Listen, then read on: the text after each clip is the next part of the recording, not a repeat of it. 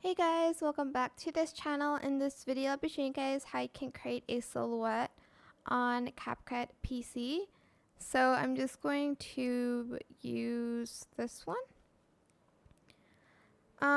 You're going to remove background, select auto removal.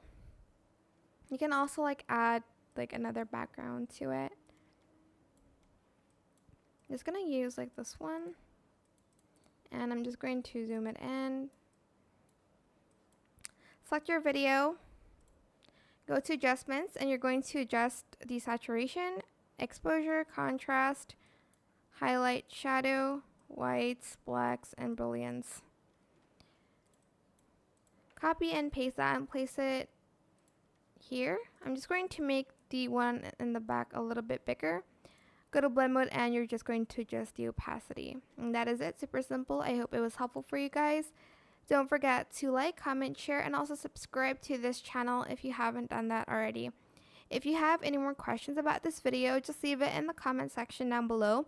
I'll try my best to answer them all for you guys. And if you found this video helpful, please click the thanks button as well. That is it. Thank you so much for watching. Bye.